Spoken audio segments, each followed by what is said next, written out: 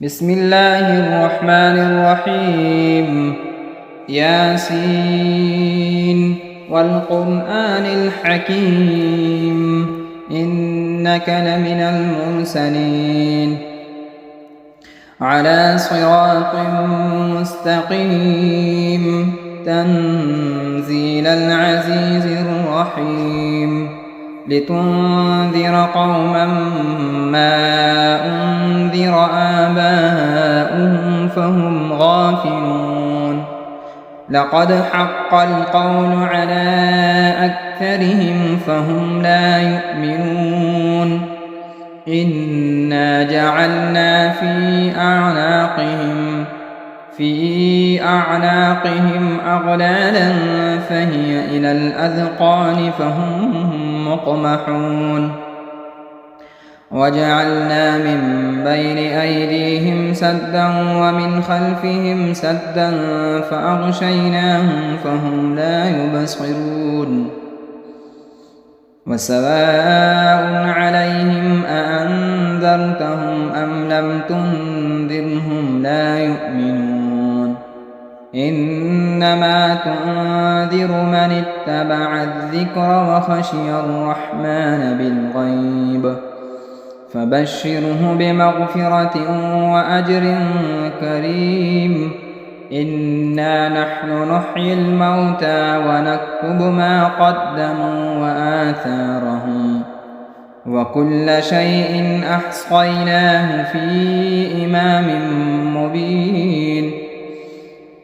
واضرب لهم مثلا أصحاب القرية إذ جاءها المرسلون إذ أرسلنا إليهم 2 فكذبوهما فعززنا بثالث فقالوا إنا إليكم مرسلون قالوا ما أنتم إلا بشر مثلنا وما أنزل الرحمن من شيء إن أنتم إلا تكذبون قالوا ربنا يعلم إنا إليكم لمرسلون وما علينا إلا البلاغ المبين قالوا إنا تطيرنا بكم لئن لم تنتهوا لنرجمنكم وليمسنكم منا عذاب أليم قالوا طائركم معكم أئن ذكرتم بل أنتم قوم مسرفون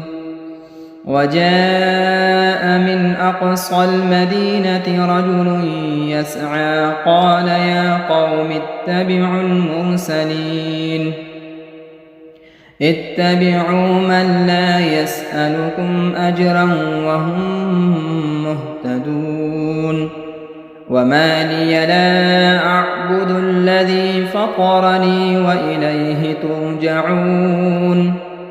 أأتخذ من دونه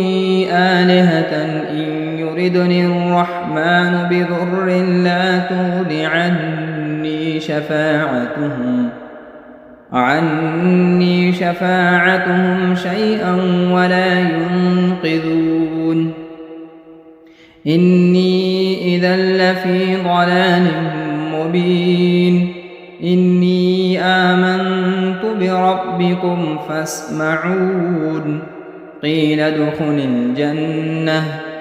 قال يا ليت قومي يعلمون بما غفر لي ربي وجعلني من المكرمين وما أنزلنا على قومه من بعده من جند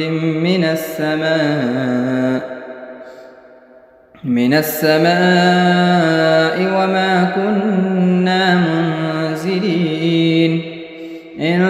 كانت إلا صيحة واحدة فإذا هم خامدون يا حسرة على العباد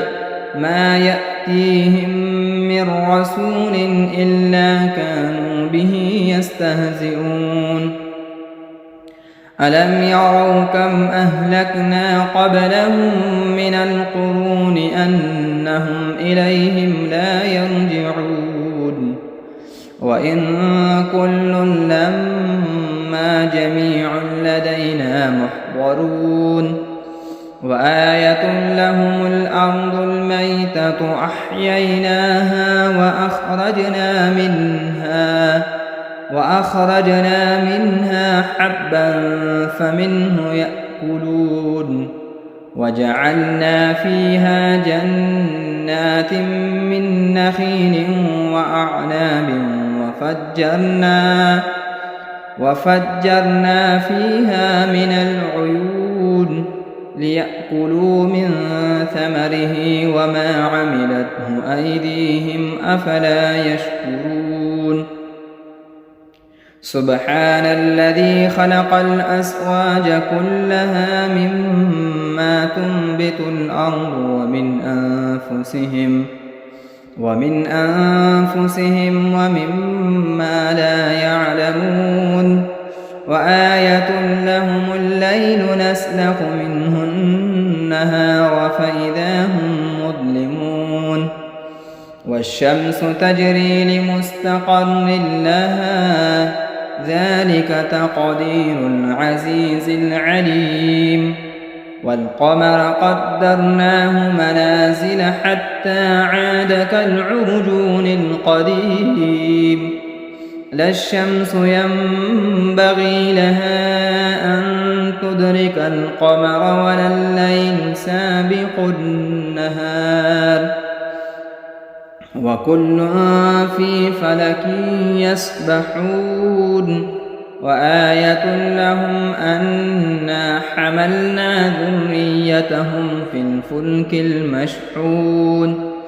وخلقنا لهم من مثله ما يركبون وإن نشأ نغرقهم فلا صريخ لهم ولا هم ينقذون إلا رحمة منا ومتاعا إلى حين وإذا قيل لهم اتقوا ما بين أيديكم وما خلفكم لعلكم ترحمون وما تأتيهم من آية من آيات ربهم إلا كانوا عنها معرضين وإذا قيل لهم أنفقوا مما رزقكم الله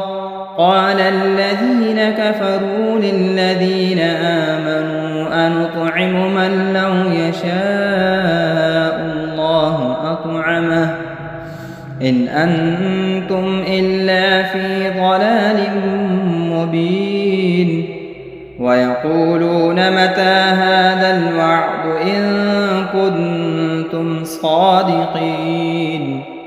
ما ينظرون إلا صيحة واحدة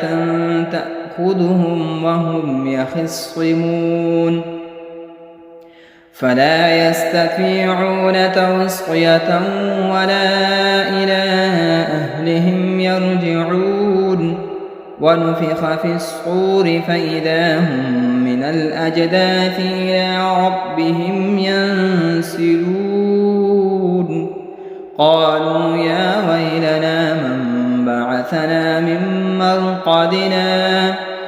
هذا ما وعد الرحمن وصدق المرسلون إن كانت إلا صيحة واحدة فإذا هم جميع لدينا محضرون فاليوم لا تظلم نفس شيئا ولا تجزون إلا ما كنتم تعملون إن أصحاب الجنة اليوم في شغل فاكهون هم وأزواجهم في ظلال على الأرائك متكئون لهم فيها فاكهة ولهم ما يدعون سلام قولا من رب رحيم وامتازوا اليوم أيها المجرمون ألم أعهد إليكم يا بني آدم ألا تعبدوا الشيطان إنه لكم عدو مبين وأن اعبدوني هذا صراط مستقيم ولقد أضل منكم جبلا كثيرا أفلم تكونوا تعقلون هذه جهنم التي كنتم توعدون اصلوها اليوم بما كنتم تكفرون اليوم نختم على أفواههم وتكلمنا أيديهم وتشهد أرجلهم بما كانوا يكسبون ولو نشاء لطمسنا على أعينهم فاستبقوا الصراط فأنى يبصرون ولو نشاء لمسخناهم على مكانتهم فما استطاعوا مضيا ولا يرجعون ومن نعمره ننكسه في الخلق أفلا يعقلون وما علمناه الشعر وما ينبغي له إن هو إلا ذكر وقرآن مبين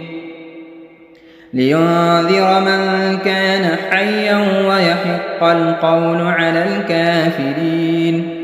أولم يروا أنا خلقنا لهم مما عملت أيدينا أنعاما فهم لها مالكون وذللناها لهم فمنها ركوبهم ومنها يأكلون ولهم فيها منافع ومشارب أفلا يشكرون واتخذوا من دون الله آلهة لعلهم ينصرون لا يستطيعون نصرهم وهم لهم جند محضرون فلا يحزنك قولهم إنا نعلم ما يسرون وما يعلنون أولم ير الإنسان أنا خلقناه من نطفة فإذا هو خصيم مبين وضرب لنا مثلا ونسي خلقه قال من يحيي العظام وهي رميم قل يحييها الذي أنشأها أول مرة وهو بكل خلق عليم الذي جعل لكم من الشجر الأخضر نارا فإذا أنتم منه توقدون أوليس الذي خلق السماوات والأرض بقادر على أن يخلق مثلهم بلى وهو الخلاق العليم إنما أمره إذا أراد شيئا أن يقول له كن فيكون فسبحان الذي بيده ملكوت كل شيء وإليه ترجعون بسم الله الرحمن الرحيم الرحمن علم القرآن خلق الإنسان علمه البيان الشمس والقمر بحسبان والنجم والشجر يسجدان والسماء رفعها ووضع الميزان ألا تطغوا في الميزان وأقيموا الوزن بالقسط ولا تخسروا الميزان والأرض وضعها للأنام فيها فاكهة والنخل ذات الأكمام والحب ذو العصف والريحان فبأي آلاء ربكما تكذبان خلق الإنسان من صلصال كالفخار وخلق الجان من مارج من نار فبأي آلاء ربكما تكذبان رب المشرقين ورب المغربين فبأي آلاء ربكما تكذبان مرج البحرين يلتقيان بينهما برزخ لا يبغيان فبأي آلاء ربكما تكذبان يخرج منهما اللؤلؤ والمرجان فبأي آلاء ربكما تكذبان وله الجوار المنشآت في البحر كالأعلام فبأي آلاء ربكما تكذبان كل من عليها فان ويبقى وجه ربك ذو الجلال والإكرام فبأي آلاء ربكما تكذبان يسأله من في السماوات والأرض كل يوم هو في شأن فبأي آلاء ربكما تكذبان سنفرغ لكم أيها الثقلان فبأي آلاء ربكما تكذبان يا معشر الجن والإنس إن استطعتم أن تنفذوا من أقطار السماوات والأرض فانفذوا لا تنفذون إلا بسلطان فبأي آلاء ربكما تكذبان يرسل عليكما شؤاد من نار ونحاس فلا تنتصران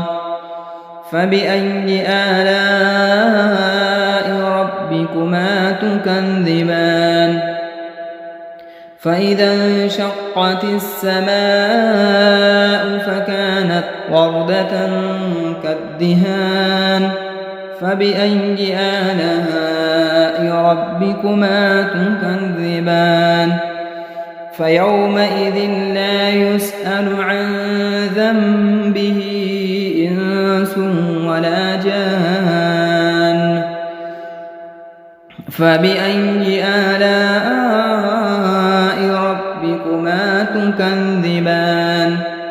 يعرف المجرمون بسيماهم فيؤخذ بالنواصي والأقدام فبأي آلاء ربكما تكذبان هذه جهنم التي يكذب بها المجرمون يطوفون بينها وبين حميم آن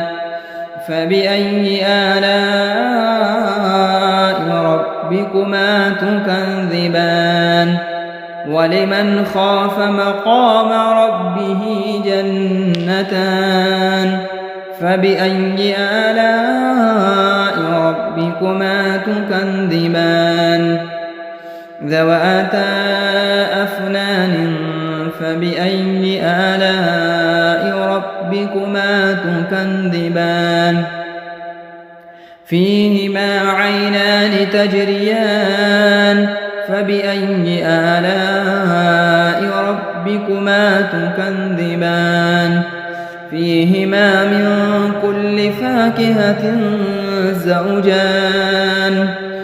فبأي آلاء ربكما تكذبان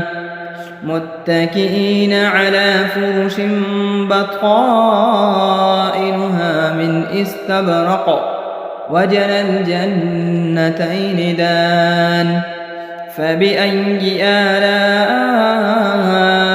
ربكما تكذبان فيهن قاصرات الطرف لم يطمثهن إنس قبلهم ولا جان فبأي آلاء ربكما تكذبان كأنهن الياقوت والمرجان فبأي آلاء ربكما تكذبان هل جزاء الإحسان إلا الإحسان فبأي آلاء ربكما تكذبان ومن دونهما جنتان فبأي آلاء ربكما تكذبان مدهامتان فبأي آلاء ربكما تكذبان فيهما عينان نضاختان فبأي آلاء ربكما تكذبان فيهما فاكهة ونخل ورمان فبأي آلاء ربكما تكذبان فيهن خيرات حسان فبأي آلاء ربكما تكذبان حور مقصورات في الخيام فبأي آلاء ربكما تكذبان لم يطمثهن إنس قبلهم ولا جان فبأي آلاء ربكما تكذبان متكئين على رفرف خضر وعبقري حسان فبأي آلاء ربكما تكذبان تبارك اسم ربك ذي الجلال والإكرام بسم الله الرحمن الرحيم إذا وقعت الواقعة ليس لوقعتها كاذبة خافضة رافعة إذا رجت الأرض رجا وبست الجبال بسا فكانت هباء منبثا وكنتم أزواجا ثلاثا فأصحاب الميمنة ما أصحاب الميمنة وأصحاب المشأمة ما أصحاب المشأمة والسابقون السابقون أولئك المقربون في جنات النعيم ثلة من الأولين وقليل من الآخرين على سرر موضونة متكئين عليها متقابلين يطوف عليهم ولدان مخلدون بأكواب وأباريق وكأس من معين لا يصدعون عنها ولا ينزفون وفاكهة مما يتخيرون ولحم طير مما يشتهون وحور عين كأمثال اللؤلؤ المكنون جزاء بما كانوا يعملون لا يسمعون فيها لغوا ولا تأثيما إلا قيلا سلاما سلاما. وأصحاب اليمين ما أصحاب اليمين في سدر مخضود وطلح ممدود وظل ممدود وماء مسكوب وفاكهة كثيرة لا مقطوعة ولا ممنوعة وفرش مرفوعة إنا أنشأناهن إنشاء فجعلناهن أبكارا عربا أترابا لأصحاب اليمين ثلة من الأولين وثلة من الآخرين. وأصحاب الشمال ما أصحاب الشمال في سموم وحميم وظل من يحموم لا بارد ولا كريم إنهم كانوا قبل ذلك مترفين وكانوا يصرون على الحنث العظيم وكانوا يقولون أئذا متنا وكنا ترابا وعظاما أئنا لمبعوثون أو آباؤنا الأولون قل إن الأولين والآخرين لمجموعون إلى ميقات يوم معلوم ثم إنكم أيها الضالون المكذبون لآكلون من شجر من زقوم فمالئون منها البطون فشاربون عليه من الحميم فشاربون شرب الهيم هذا نزلهم يوم الدين نحن خلقناكم فلولا تصدقون أفرأيتم ما تمنون أأنتم تخلقونه أم نحن الخالقون نحن قدرنا بينكم الموت وما نحن بمسبوقين على أن نبدل أمثالكم وننشئكم فيما لا تعلمون ولقد علمتم النشأة الأولى فلولا تذكرون أفرأيتم ما تحرثون أأنتم تزرعونه أم نحن الزارعون لو نشاء لجعلناه حطاما فظلتم تفكهون إنا لمغرمون بل نحن محرومون أفرأيتم الماء الذي تشربون أأنتم أنزلتموه من المزن أم نحن المنزلون لو نشاء جعلناه أجاجا فلولا تشكرون أفرأيتم النار التي تورون أأنتم أنشأتم شجرتها أم نحن المنشئون نحن جعلناها تذكرة ومتاعا للمقوين فسبح باسم ربك العظيم فلا أقسم بمواقع النجوم وإنه لقسم لو تعلمون عظيم إنه لقرآن كريم في كتاب مكنون لا يمسه إلا المطهرون تنزيل من رب العالمين أفبهذا الحديث أنتم مدهنون وتجعلون رزقكم أنكم تكذبون فلولا إذا بلغت الحلقوم وأنتم حينئذ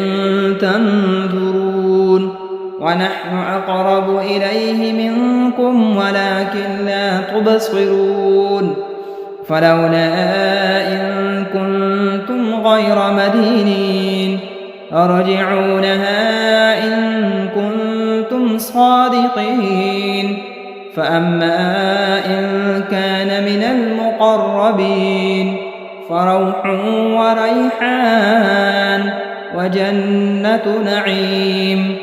وأما إن كان من أصحاب اليمين فسلام لك من أصحاب اليمين وأما إن كان من المكذبين الضالين فنزل من حميم وتصلية جحيم إن هذا لهو حق اليقين فسبح باسم ربك العظيم بسم الله الرحمن الرحيم تبارك الذي بيده الملك وهو على كل شيء قدير الذي خلق الموت والحياة ليبلوكم أيكم أحسن عملا وهو العزيز الغفور الذي خلق 7 سماوات طباقا ما ترى في خلق الرحمن من تفاوت فارجع البصر هل ترى من فتور ثم ارجع البصر كرتين ينقلب إليك البصر خاسئا وهو حسير ولقد زينا السماء الدنيا بمصابيح وجعلناها رجوما للشياطين وأعتدنا لهم عذاب السعير وللذين كفروا بربهم عذاب جهنم وبئس المصير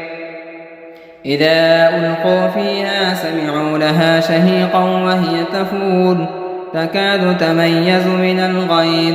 كلما ألقي فيها فوج سألهم خزنتها ألم يأتكم نذير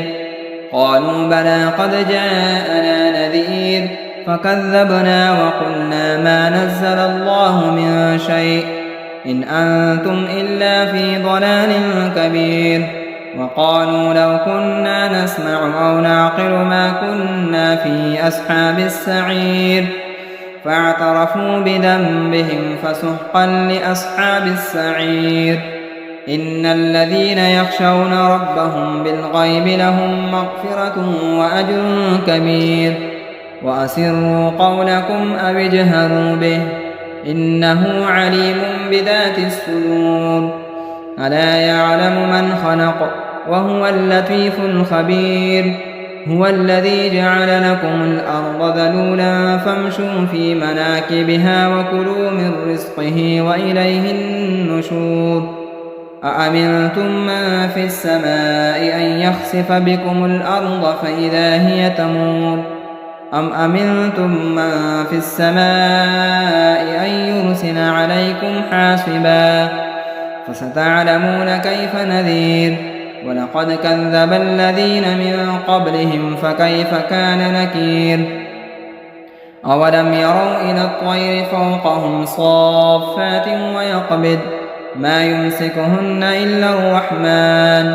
إنه بكل شيء بصير أمن هذا الذي هو جند لكم ينصركم من دون الرحمن إن الكافرون إلا في غرور أمن هذا الذي يرزقكم إن أمسك رزقه بل لجوا في عتو ونفور أفمن يمشي مكبا على وجهه أهدى أمن يمشي سويا على صراط مستقيم قل هو الذي أنشأكم وجعل لكم السمع والأبصار والأفئدة قليلا ما تشكرون قل هو الذي ذرأكم في الأرض وإليه تحشرون ويقولون متى هذا الوعد إن كنتم صادقين قل إنما العلم عند الله وإنما أنا نذير مبين فلما رأوه زلفة سيئت وجوه الذين كفروا وقيل هذا الذي كنتم به تدعون قل أرأيتم إن أهلكني الله ومن معي أو رحمنا فمن يجير الكافرين من عذاب أليم قل هو الرحمن آمنا به وعليه توكلنا فستعلمون من هو في ضلال مبين قل أرأيتم إن أصبح ماؤكم غورا فمن يأتيكم بماء معين صدق الله مولانا العظيم.